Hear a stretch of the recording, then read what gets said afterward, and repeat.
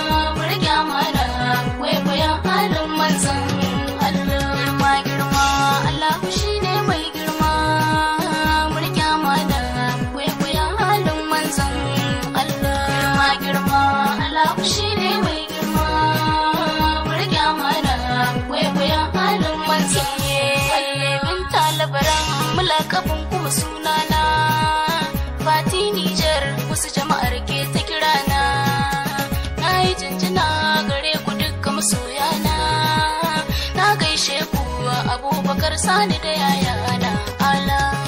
sa kayo sa'ada o kadina kwafa kayo sa'ada o taho hanyar sa'a mai kyau a yau na duba sansani sani nazari so mi soyayyar zamani da rayuwa ta kasida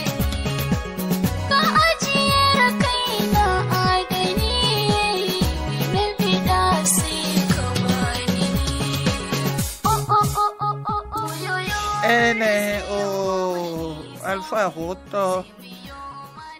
beo edo fa me kole ka do no swedin beo edo mo pomoro US so e ka badonu no edemele ya e ka tun se edo beo no le ya e ka tun azo emi ne su de mi wa gbe o me o mi na wa do pe o me bna si hunyi ogbe osi no si meya nuwe ka wudo mi le yo mi ka ton bo batuna bona si huwa lo wonu me do gbe o mi na si ku yin meton nu kan bi ene alfa hoto untun do atete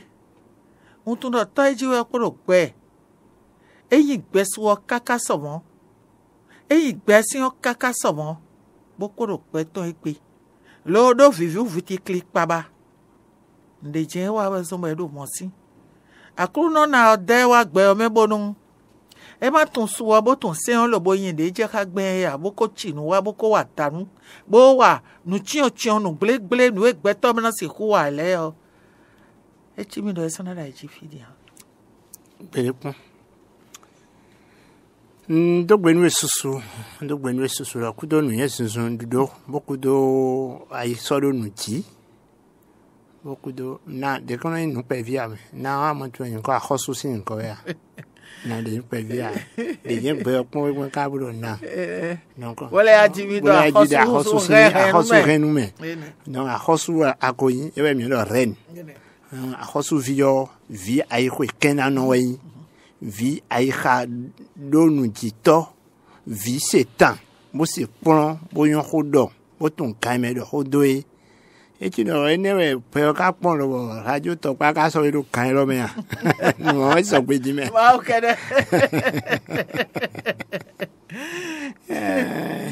Bien, donc, nous, t'as vu de mes tolets, son, non. Mino belo siwe mina tunajile mera ho alpha hoto pelian ewe ino pacha mengege bono pacha o to ejini suwe hwidelen bono pacha nyindi suwo hwidelen do rastio mengege tun lo nka so tie nywana gbe nywana bo so mi do esi afo walo fongbe ton bi bono zandeji bo si zantio esobera nous voiture bio et sopiha bon nous deux font bio témoigner des bodos de ou et non pas aller de on c'est belé voir donc on c'est belé voir gandi boule ton tout te messi si c'est pour wala et ton le pour bonzan nous benon todo mitole susu et nous na dodion et support bogege nous comptons tu bon mina be ho boyo du su bodo sin boyo e wa e kai mo wo e no yidua bon ma we da beton yo e so mi de le so yo tolu nu ra kungbanje bi bo mi pache na me mi lo peto amo we de su na yin ko dagbe beto na ko yin ne be do win peto e do win peto akane beto dagbe yo ku de su si we de si do gbe do su bo do sin na ma ton sin le bo yan ka bi aton sin lo chobo no tafoji bo no ndei mo banalo hohoye asontona lo jijewe nutona no budodowe bena no pachawe ero mino ero besiwe dio mina tuno ndile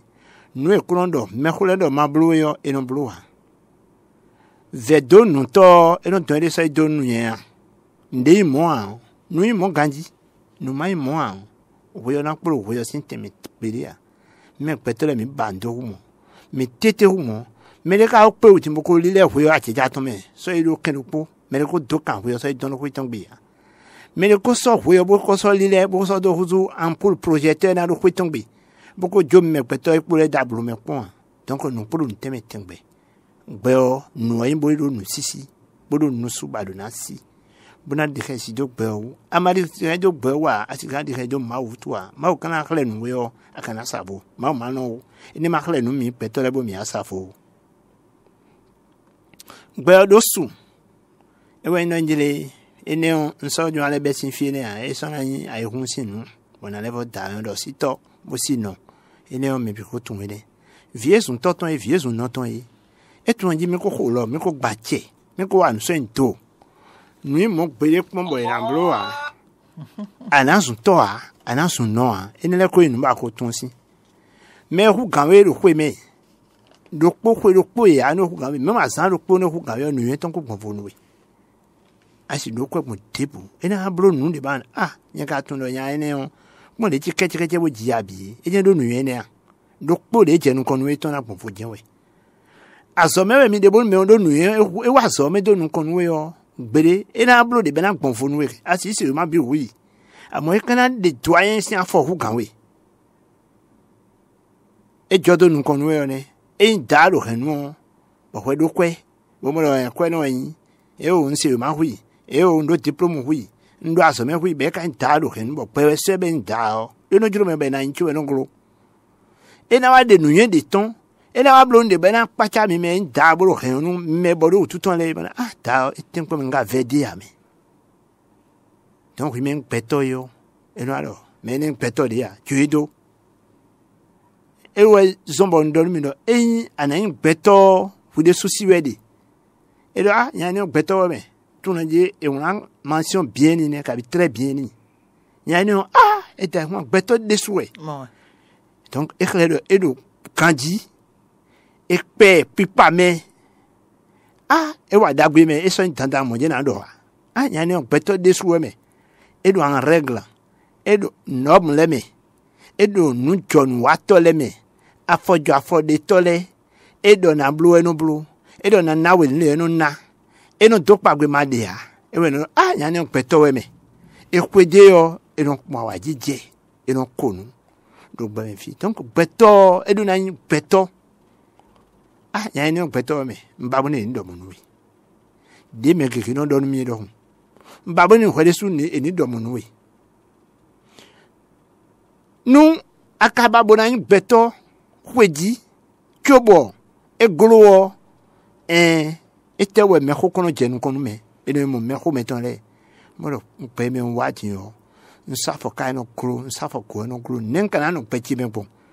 me ko hu gawe bo sene nuye yo asekpo na nawe nuye ina do honu we ina nawe conseil pono ina do wenu honu we na so betu so do aliji do nu pro me lo no ehu ga kwe no ma do nuye a ama hwen beto do te a bo nu poro tutu we bolo do tutu we emi do bolo e ko jason paralysé e o blonea enyi e ko jason e ko do won do wutu e we bolo a nu poro tutu bolo poro tutu yo aru beto ganjia nu wedo tago tu me nu weda e ha tu me nu jolo wi wa golowe ababuna hu game bi bona wa nu de joro gbon ire mo nde fule de bo hu game me beto le bi bona gbe nu we mi mo khale keke disi ay mi ton mo etinsi no ko mi ton mo jije mo si donc mo gbe o e do si be do na si amasi a ba na hu na supo maka no ba hu we o ma no bo jo me ni do beto de ne a ma imo te ko bo ne beto we fine me nya ni a beto we ni me te ko bo yo me mo ko to me mbabu na me mo ko to chu me ka gro mi o ne mo ka he na block mo na mo me ko ho ho mi si me do nu yele nous plus gros les malfa auto belia nous matons que donc bien rien non so na de 66 26 56 dit bon alpha ndole petitile et na plan nous mi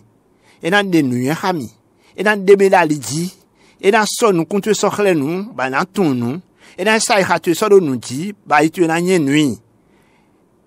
ena zeta gomentu yo sodo aliji bon ni pon dagbe na ntoi donc pelo nusu le ka hena sangwene engo si to fwe boko si no fwe mama choko yongo do mama oui je suis présent papa oui je suis là yo ekere ya ah si to bu si no chobole si beo honton ya doelo maje doni yobu atunu ekunyo e blonu kwa ana kankamu ana du singiti lo ka e blonu medio aje donu meo botuna nu wa yo an bukale podewu ablo nu konton be yere we manu we go senyo e we so me kro no podo me we e a ovia adokpo me nu konton a ovine a ovire na tamamblo ba le do jouable do we go e ko bi accident me podo me ason we yo e a ovia e do a tunu njile mi kuna no bulaje do nu we go mi ton ason we o nu konton a hen c'est pardonnable e rien à pardonner oui e rien we me o do kwesoke na so kwesoke oui we soke desi beno soke no zo meton mi so we soke mi lebu e wa nso endomaton e so blo dia a han soke e blo lo levo ablo bo levo ablo e o e so bi we soke mi e we zo mo khle ma we da gbeton e bo da me gbeton le bo so mi so lo bo mi na gbeton la gbe ben a nya ni gbeton we meji o e da bode le popo ba lo do jewe dion nu na lo hotoi alo do jewe dion men toru hen nu na do hotu e na pledo tutu e we no hen do pledo tu beto ke do pledo pi po we yo e so do yonu ni don tu we ya e so do yonu we de su we ya we ne beto ke do pledo we ka bi no mi den se jo nu po no e o bele ndagbe wa to no ipo no samia ma no bo nu ye mo nko ton so ajitu yo we mon coton a hunu we bonu be kanu bi o we o na ka hen kana blok bon bona ton si ye mon coton le gro me ko le je hen on se posi bonu we je khale na to khawi bon we je khale na na we si me ko le tete no so bo yo la lokan 66 26 56 et na to betu khawi et na bon no we et na de we da liji azai be hen e kana do ho jo ho nu me ho yo edo asande yin edo kamembodo yin edo hwenu mi sepo alpha hoto belia noviti anda fo induro we kelo me nde na don do kobru maya me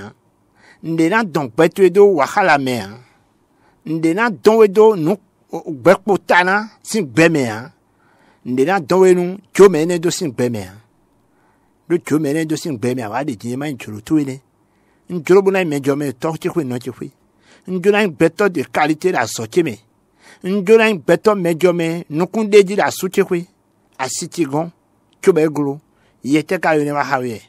ba masi sepo me hutule boni tanwa ya ene nuya sepo alfa hoto belia nunano monwe betu na kwete do suero premier esupo ebudo ehun yoromi 66 26 56 56 minato ekule hawe Alpha sande dion mondo noi mino bloko yoko lo no nyondo ma osino kume ena wa malele ko kanji do wera no ko no vive na dewe imbo do ko mi ton le no bio me de me lo bono ton do peto de bo wa gbe fi bo gon ko ma ku wa bere kon e do na sa ko me ton le so ko le ma wa jano no lo bo kana bio me de me trili bo na do un sona blodea sona jemo mo ko to me dia afo tete misulumi lena si hude lobo no awelo ibe ganjio inafo lobo kana ma che ide me na do gbe nu tan na we do ne na ma agbo me sin fi le agbo me fi ji na dada le sin fi esin dada sin fi lo ka le adu male vive dada ton lo ka le adu male sin o tan puis tere mo ene on eklero njiri vise ton bono me hogon vise tan we no vise tan yo e ba kono do no ho e wa so me ho le do nanti me ho me na hawe do tinsi na hawe do me ho le me igbe nu tan no agbaju male o e wa dan me fio kana we gosi kana we nsi eje ton kana kanu tawe de gosi kanu bo abajo no dada benzen do agbome but that benzion ero melele o awugagano mi kante menu ye be kante menu ye so ero kana o tuno la sinte me wen kana bo papa e aka mi fite agosi mi ero kan bo kanu mi ja dogo mi ero kana fi kana gosi male to wen kana e weso mi ero kana male hui kana to wen male o jono e kan dadaton ewe so jino jara gbome maleo emewe jijija sin do jiwe gon jija bo jono go sin kan bo wa ba khosu ero ganji wele no dada le sin we no e ba do ne mo mi kan bro mo jikana jabo e bro no bibe gro be do jono ero fine yo e ka do alfa me gaga no daw gaga ne mi yele wa be yele be wa so ton le ba jibe be do ne teme e na teme jono ero kana me andoro kanu emi ondo ero ya kanu no mi so ya ni so do don mi kante me ni no don fi kana ho ago si mo male o jinjo kana yo ene o we kan te da si fi ado na tun we no ko ba tun we yo ndo peton we do mo wutu ndo peton we bo jido na je jido jinu we ba me ro ho lo si e din bo tun lo na mo don mo ko no kan bi yo me yin wa no alfa yo nde bu je te do no ne kan ko bi o na gon kweta ka ton sefa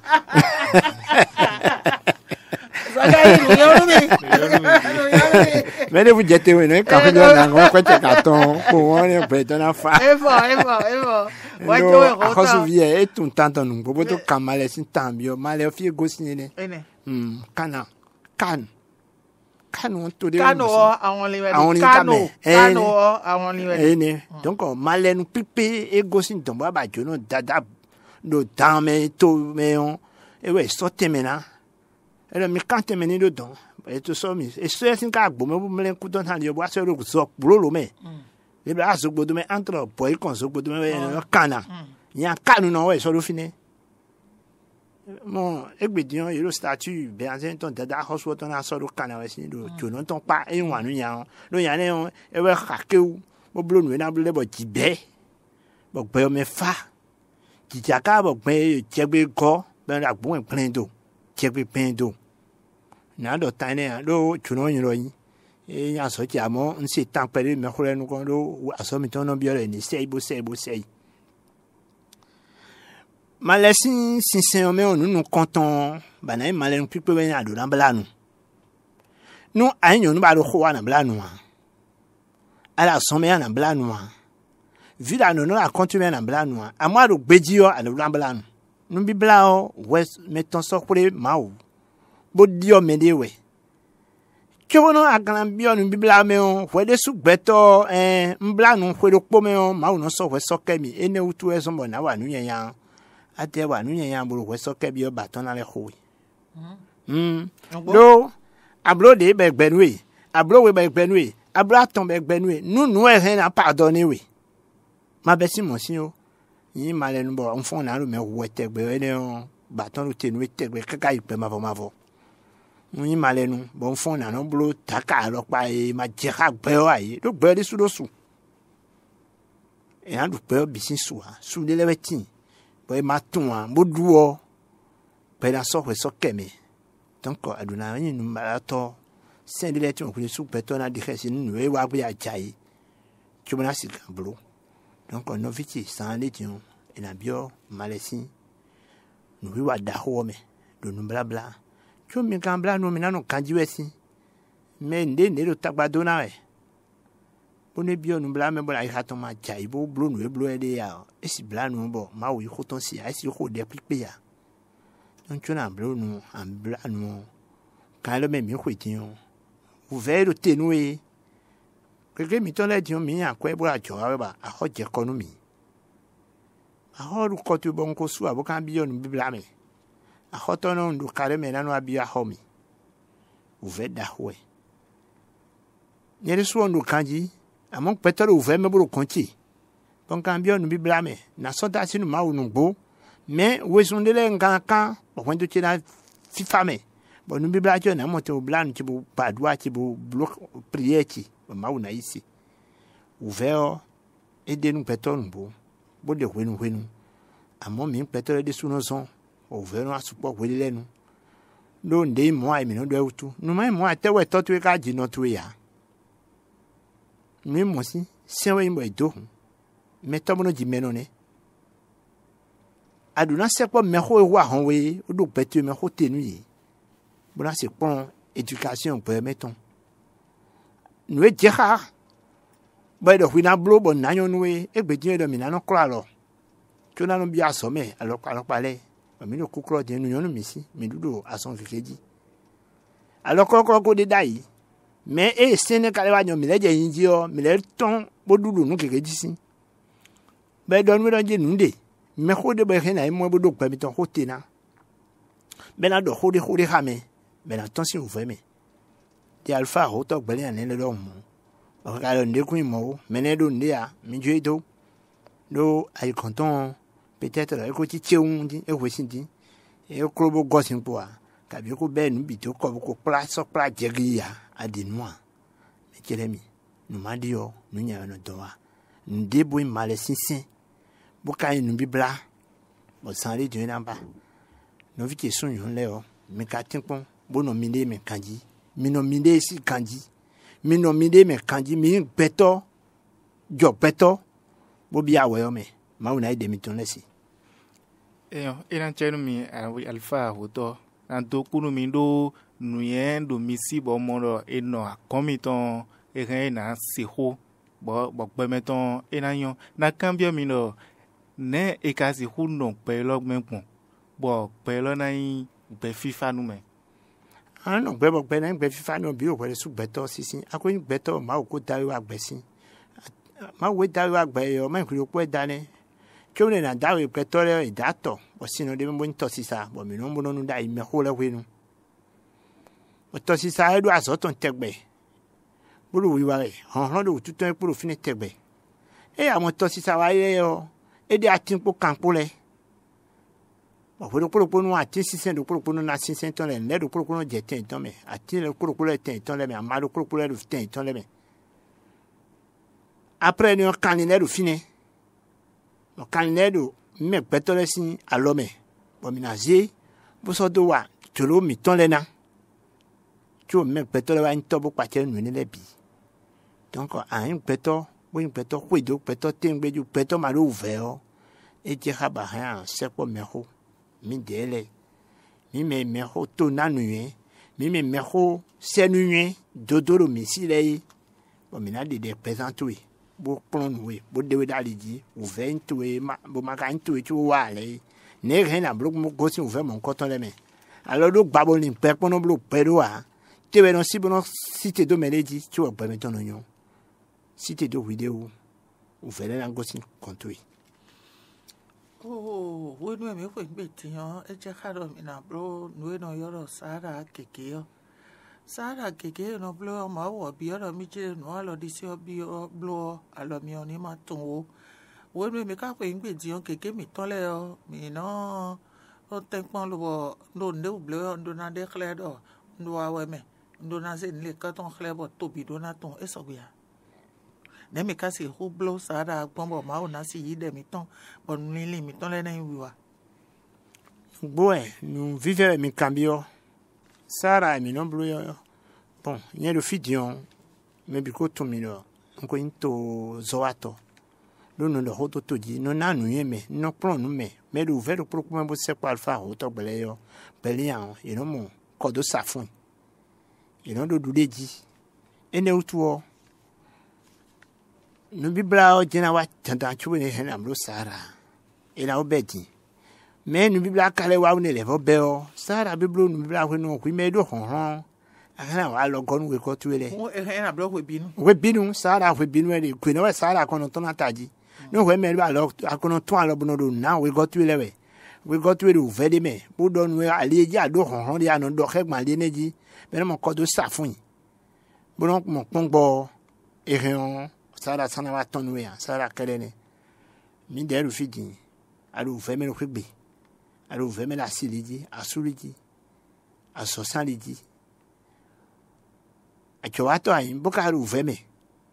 akwe mado nu kutono je konwe asepa alfa oto hon le ma uneon ena dohawe buna so nu yen to mo so de bi kan ho ne me mo so do wa so do tutu ina ba ton si vraiment kotono me Sahara do propo me do en kwena me kele Sahara nous doé et blo nous gomme tomber nous dagbe bon mais on do fin Sahara ne ma on ale do nous gamo nous doé yo e we no na gogo yun do hen hono asuton me ko le do fongbe do monti mo nous vo no do yo e we no na vodun ton ne afraya le merci we vodun me don do nous la situé wa e wa na we go to me hu gan kwe o e kana si kwe do wa dagbe nous we go ton me hu gan dudu o e kana se ndudu bona we goton le e ma do ale me ka do nu yen se nu yen zinzin e kana so se nu yen zinzin le do e we goton le u fe de me e se po o e na dalo e be na mo pongbo e na mo holen gan e na ton si u fe me do u fe le deboe la siton ici aso mamo si aso mamo dati vi mamo disi o ho e de bona jivi be gro se ne ga na we nu yen do e gan le me on wa se ku o me ka kontu ba chukui aduna blu Sahara e son ho ene azoe e so me ro krupo e aduna blu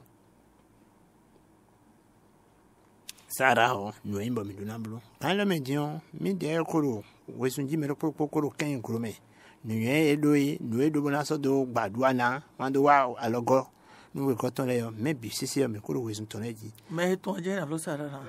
e o me debu e kan do e ko blu e na ito jibo ijela eno nanu membro jela lu male sin me ya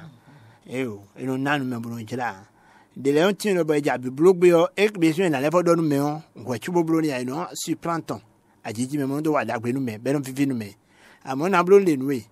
bono njere ama pe blo wa me no konton na de kaka be wa din a sojo ne sana ko nu donc eno si plan me podo na me po no si plan me eno fi ame po na me po ma o jo wa dagbe nu mi o eno donu mi a ajiji me no blosi donc comme me petole o mi jo wa dagbe nu we ko mi ton le o mi na fian yi ajiji me to wa dagbe nu me mama una yi plasi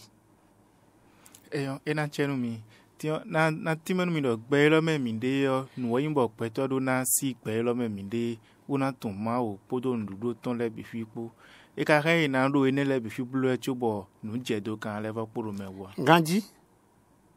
ganji mimo o ma ko do gbade be so do domeno u gbade ganji chuba glesi ka le gre ton do gbade o no le do jena mimo khlenia e o so wa gbe mimo mi me sunu le mi so khle sunu vite e no die nu e jigbeto sunu mere no ji so yin be no tun sunu die ben non console on le una le on do chokoto ni mo do awuni Kanji. et non tionu de gbewe bi oro mo ro kule su beto quel que soit l'âge an yo po vo aduna tion do wede nun de ma toucher we o me ko no tion do de no ajiji me de ma we o gbewe lo na kremo donc oyin mi sin bi po ho fo ya nyonu yin gbe o tin sin bi bo mo ho jivi a so fi so nkan bojo do ya Eh, et dans son fit on le una pour nettoyer tout temps le do chokoto nu fio bo do awuni ba e hona le bole do awu de foni awu do vie gbe ma si do sone e na gbo honu vi e no wa so do fio e je hwe na je no hwe da e do ta to me die e no akule sin bo do yo de fo no wu donc mo gbe o de on kwi me gbe to bo do pe o sin sen le yun o e je ha ba do na mo me ho be na le wa so do tutu e yin gbe o sin sen po e ko pe ya mi pon di on mi na mo no jire o e no do magati do hwe meton gbe boyon tun maga lo grefi we no sin jo e kono je hwe de lenu be no fun do ati onji do nu fi ogbe ma do ya na utu Kanji. we me gbe to boku wa gbe o ana do sin bi yin we o magati te do gbe ma do gbe su de yin we du we chobonu o nu khen kele azun fa amaton le ne be na maga de fois e uri se bi no kwen come des fois e na sisen se o maga no wolo ka bi no do blessure de le do utu on so aje weton di on do wan fu mo do grefe do wan fu mi pon bodu donc hu ya tino wala wuri bona tintu e khele wa yin le bi bona e ayin beto bo agbe o bo ro pe o sin sin we o ele po bo ba re wuri nu hwede an son do hwede o ma ya khibo nu puta mi hwede so na do sin hwe tu be tu ya khi agban tu yon bon de bo no ada adu agban bo kan o sun de wo an ya usa amaka kan de wa no fini bo me ye kwin we na ya o je nu kon we in vie, nous t'as beau c'est vraiment le diplôme. Peut-être le bac plus 3, plus 2, plus 4 d'une chose le baiser. Kanji. Peut-être le BPC, avocat so atteint la holo pome. Obi. Donc, éclairé dans dire adona cité de wede ou peur de fa moi. Et le soba mi moyo, mi pome le ou clair de fodi. Moyane. Mais c'est que chez nous. Pour vous dire fou et vous dit pour de lui d'ahopo. Le goudron de moins. Boye do pour longtemps. Ben y a pour moi dis-moi jailler do pour on de ka ko yiton. E khele nji pe o fa. E kono ido Fa no. Ah i jayi. Nunu mana mo nu me an. E no se po me ho. Ben no to gbe me ton ha me. E no son do nteme. E no son de nu me. Be je hwiton nu. Koi. E gro ndi na wuri we do ti. O ye do tagba ti ko we do na wa yan we ye ni na din. Nous sommes nous temer. Nous sommes là nous. Et ouais, béo, dosina. Mais do du béo. Pour de béo, si to d'agbe, ben no peto d'agbe ne. Peto d'agbe nyon, ni ko d'agbe kawe. Peto de fine hein. Alors te quand bon doit bon ko quand peto de fine hein. A un fournien zéro ne. Les a jogu les doigts ici les doigts ne. Nous moi. Mi 5 ko ti mo so bodo penti nya ma pa. Kwekwe ma gbon fo tegbe pe ma lo gbon fo tegbe ayin kwekwe ma pe ma me e we ndo de te na blo mo anji o nui mo o mi jodo gbe ru fa mi na blo nu ejiro mi egbe ne budo mo ndo poro ten to me tegbe e do na tun pe o sinsin bo na tun pe o sinsu bo na se tonu nu gbe o pe wa se tonu ko cho fi se tonu topo no po do ama si gbe o a ate si tọ́jú gbóná pa ọ́ alọ́ na si tọ́jú gbóná pa fọ́ sí ìkúrẹ́ àná sí pé sí gbélé à àná sì pé ó bó sí à ń pò nù wá ń do ẹ̀ à ń pò nù kẹ́ ǹdọ́sọ̀ ń do ẹ̀ bá tẹ́ ẹ̀rù yẹn á wá ẹ̀ ǹdọ́sọ̀ ń do ẹ̀ bonú ẹ̀dọ́nú ẹ̀ lọ aka ń tún wọn bí ọ̀pẹ́ dé mẹ́ à donc xlẹ̀ wẹ̀ ẹ̀ ní bọ̀ nà ètò gbẹ́ ọ bóyin sẹ́tọ̀ bóyin sọ̀tọ̀ bó sì gbẹ́ ọ sí òwe nù kó ẹ̀ lù fìfì tán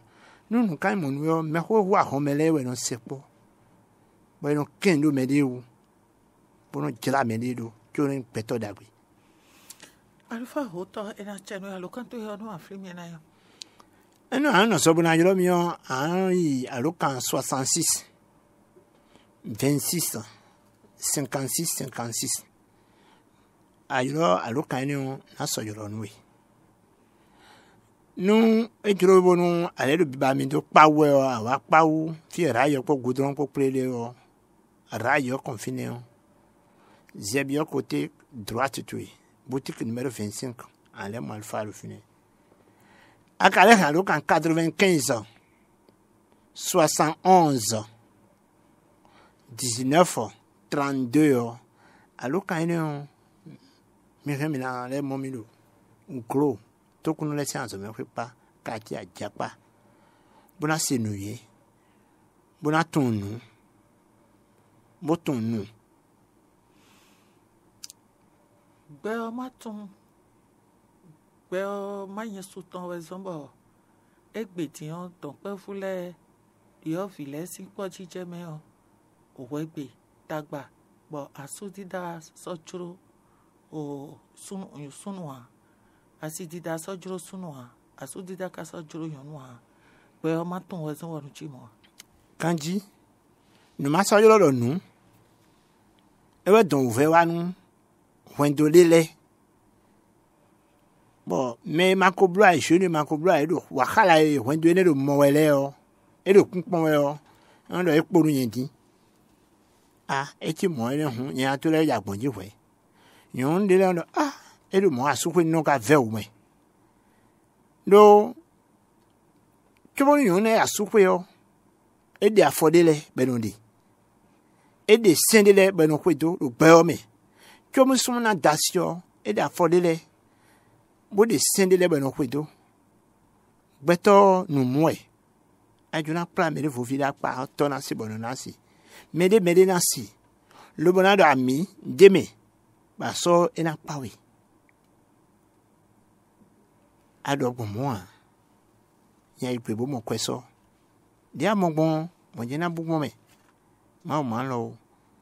Do no si. Puno amodele. Si on connaît d'amener ton temps tu prends mon gars dit via ton aîné tu couilles on a le fil au pot baine le tebona ko filo viens vous le dire na ada on lui met finona le bebe mais quand c'est bon tu dis viens vitona bebe mais c'est bon tu dis là you diabodu ayi pon no pobodu la ko wen ba du do pe o be kan so e pe ko no ton mamola en hu gamelo be so min kan ma wa gan yin sinu ba hu gan ason lo po bro ena yonwe gbe kan po te ti ona an be wahala don non gbe do su bodo town in gan un pache nwe un hu gan we din un pe hun jona ho bo hu be ne weson ma to do we go to preview e hon de adoyi temi ade sinu ba so bo wa bo zewo mi ma so ko no po te jo ene retraite ai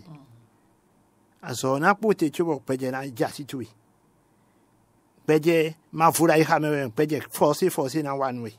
aso na po te jo a jaso to me de kana nya ya do nu awa yo baton lene egbejo mi amo couple lele ba mo le asidi na juruwi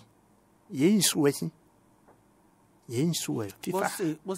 bo me hoton bon we jeha fi na du jere du jeme oton fi na do asoton nu le do anu fi na nu haton le nu de e mo eno metere mi koi beto ta o bien pro ko de yan bo ina chenu ya do po na ko de yan we po tene ko bien ko dagbe ina hu kan pe o e ti ha bo e du na se pono bo ka ja si dagbe o ina tun no me na yi meji e to me do beto ngo santin wa mina imeji esi asame o me yo pobule mi do wa lori bo mi ko finfin blo e benu a ton ti mo to na ina hun gbonde bo gbon mereji bo imu ebo gbon mereji bo mo no ton bo sepo yi bo ti penu yi nu ero khene nu benu blo yo blobo nu to lo nto bo ba lo fi mi to na no file vite na divi bo na gbakun ina ton we bo yo lo fi lo fi meton so fi meton we vitue sensiyo vitue we enyo wa na le vitue si hu gan vitue dijo desu do ma yon blo ayan do ewe ji e kan na blo gbomo no ko anu abo ablo yen ado poge yo e ando fun gbe nenu we me de vo si gbeto kin kin e ve hu gan me de suton aka agbe yo me de foton do na wa kon tu e tanta ma we blo do mo me pombo an da no sin ra ko tarifo me so anu vitue sunu vitue sunu na da ko tarifo vitue no na ko tarifo me échange we si e khre lo gbe do aso bo na so we oui, mais un sous noyau, ils sont sauvés. Et tu le vois en débonné, et manager en débonné, aucun sauf FIFA. Aïcha FIFA, et ouais, un oui. Aïcha FIFA, et ouais, un péton. Et oh, nous étions dit, ah, n'a bloc, et oh, à bloc, moment, mais qu'on a l'ingénieur, qu'on a assisté dans les badans. Sunu jɔkolo wɛnɛ asi do tɔ kaka wɛ yɔnɔ kpo da lɔ tɔmɛ mi jɔkolo bo ti yɛ jɛ e dɔ ye de ya mɛ eno jɛ fili lɛ bɔ eno gbɔ bo xɔɛ mɔ de nu sun de sun mɔ de nu ɲɔn de sun donc ati de yala ati mɔ yɔ fɛnɛ ye kpɔn de dagbe mɛ supasi po ne amɔ eti mɔ nu bina do yi nu wɛ sun de ti mɔ la sɔ mɛ di mɔ kɔɛ yi sa lɛ kɔn bi nɔ kɛn. Et tu es avec nous ensemble. À zéro, tu es tombé là et tu es là. À n'a le fait bien. Il y a des gens qui sont situés. Vous voulez bon vivre pas si vous voulez bien que vous bien trouver. Oui, mais nous, vous voulez bon mais eh, vous nous n'avez dans nous eh, vous voulez bon mais c'est tout nous. Donc assis mettons, vie mettons. Vie mettons dans nous et non rien. À moi, victoire, un situé ou grand victoire. Bon, là, les bonnes, c'est, mettons de l'année. Assis, mettons, un badou, si nous m'en assis, mettons, un nouveau, mais nous blou, mon lait, il reblou, le jeunesse, mais on boit l'air pour corps, il est souvent tout le monde en train de. Mais on est de mon coton, c'est moins de l'air pour le pommer. On est là, où tu veux, où ben assez. Où est la soupe, où tu veux, assez sain. Nous prenons, et non son boy non c'est tonou ay xamé ton don ado mo do vie do si jaji boko wa banu boy mo to ti mo nyo ko jena ko yi ba lo tu ton jewe na do fe na papa le blo no me nyo ho e jo na ho mo gon kwegbe amwa mo no ko ya bo no jole bo no nenu bo no ne conseil bo no ne pon éducation fo nyine ina bio ay hato me bio ta ko to me bo ye lo titon pour le yéene donner les a le coup moi yéena di facebook yé wa ko deux flou be ko na tete a beaucoup blo ba ku le so ale so tete a ba wen tete a si ko so wa le tete a o ina se pon wa ma o ni confie fa de ko de le bizi a so pa si ko tagba jen lo itenti ma o ni confie fa de itenti lo fifa ba we de wet me de na wuri alo be no wuri alo si on mo lo ji wuri alo ha su tete on ho bi fo wuri alo ha si ti o hobby faux mais il est bio ma o kon egosien gbe na no po fifa no hwen de ro po me de gosi mo ton le bio asin ki o egbedin o e on do lo nu pratique o kaso de ya ma o ni se le de so ndu po hwen nu edo en le e no ri alo bo no le tun e no ri alo tagba no ton e ni se do so lo mi do bo mo fwe ni njo dawe ma do no en dawo ji vi ro po na nya ba yi fwe ne ndi vi we na jo do mi ma ya no ko se san ka so gbada mo no do sin bo mi ka da mi le bo ye te ka le ni ba we be ma ka si tan hwan ye ni han mi se po me ho mi ton le bo hwan do me na fasi me ho de te aka han na mo akuro ni ponto me ha bo ya lo kan me ho lo ton bo yo le hwan do tu na fa bia su tu na wi we nu asi tu na wi we nu no e ba de bo ya su ka na mo yi numero na na we ndi me ho nu ye to ro poton we han lo kan 66 26 56 56 alors lo kan ni on do tu na fa ana si pon ana ton nu pe oton ana ton nu yen sisi bonando bo zangbodi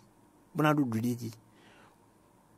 bo se wa we pepe na je tatu do a situation à l'homme ba situé sur le na podo à l'autre me re numéro ne bo yole bo so bezantu ici ko so ikule 66 26 56 56 nyabuno diwe meko nuye towe bo sene nuye dodo pena so do hen do tu hawi du fi pas politi asu pas politi a jotu na inu kon lidi bezantu na do fi face lidi meko le on meko nuye towe 66 26 56 56 c'est quoi beau et non di garou mais tu es qu'on y nuit ou messi grandi un di garou mais on fait bo su jogo de quand beto pimpium lo na do nuit oui c'est ouais bleu péton d'homme alors ville mi pombo bima de zenzene c'est ouais bleu d'homme de na ou kandi Alpha hoto kenkle to no mi je alpha we nu e bi male nu lo ndeti mo na kan we bi odo gbe o nu bi we de me o wi de me we de me yanya de me o dagbe kale de me pe o de suwe to do moloji we le bi do na ido zenzen lo nu ja cambio endo gbe to gege timbo do o na yonu me sin aligio o vodun dan ene o eno tonu me keke ena ton rote ba kono blo no bi bo kono mon ton de a ntonu alpha we iro do ali ene chi a mon kun jende o bana se kun mi don cambio we pon ndo tame kuma ji o kwiton sei no monusi bolon se nu mai ma ko nu yen to mi a o juro eno ibai akota de no ba juro akota de fosi chocho amon e wa so me go si kan bo ai me malele de me ko na sin file dawe sin me ko la ko tu file dawe mi de me bi mi le juro me bi to mo gbe ko ti tan ko mi do na bi o mi de me mo na si ho ko mi le ton o se ta mi le ton no gbo enu ado yo e ko je bo no se bro mo o wendo na bua sinu mi ton leni o to me mi jode yo me wi wendo we no sinsin me ko mi ton le blobo jodo bo mi file la de ko ni e no se dan ho o dan no gbaje nu me no dan ton doni ah dan lo toton ko e ba teme ni me be pa che bi bo aso me din o dan we doni be asu ko vidie o dan de je yo po ni gbon sin e a vidie bo kale ko mo we no se mo bo no mo nui mo no ko mo ma impere pon po ka me wi wendo sin et non dansi nous ton mi boy bro dan il faut y sur le dangon il bro sara bolé ko boy aso le gble il bro sara boy yo lo ele khu dominer asuti agbaji e beton hwire nbo nyami lo dan il bro sara na yo il bro chubo nsi aba eso ni le boy on jodo nous comptons na don me bidon jile na so ai hamiton lo ni leji chubun dan sin ko na tonu meon dan no ko wa dagbe isi ko wa dagbe no to tu wenu jo wi vi agbe bo ablo ko ele din ka bo alufi bo dan wa tonu e jo dagbe wa to tu kaka no tu kaka be wa ji wefi ba su ko ya to ayi ga so me awayi ba so a tonu e jo a be o fe me bo ton do hwide ji bo ase lo tan le o yo mi pon ko e ne ko yo ko supo din beto ebe ason bo ko we yo e ma si do yen lo poge ni ma son ko ni o mo yon toto na yi mo agunle bo a no toto ko nu semaine ka bi asan de lanti mo blo sun bo we asi do dancing sala tonu mi lo bo ko koko pele o pate ponko ne bo ko blo sala do popo wa ma o tama o gbaje mi asan to ko to an do danku wa da bo ku kare bo kan sukre kare ki we boko ipo boko ibro nu dambo wa do po ne kwebro yo o pede damago donu ason lu pa hun tane e wa so a bro dete e hen e na yi bona wa bon debu na nyonu me ya ba sanjeo me ho nu e tole esin ho do nu eni asanjeo an levo yi me ho de ho de finesi e kan hu de so ne ho de to an levo yi ma nga wa kontu yo nu egbe nton wa fi do po ma je ne an levo yi we ko ble ni eno ye de je do fini nu gbogbo inu o ina si ho to e we go ina tuntun la le de ji ani me aton no do gbe ka je me aton e ma ka mo akwe ka no ho no ndi na wa nu danda we go ayi be guru be ti mo ahan levo ya tongo we blu chubo no e guru ahan an laisse pas me ko de voilà ni de boy we boy aton nka mo nu debusi nu dan lo fina yo ko hen gble ka we ya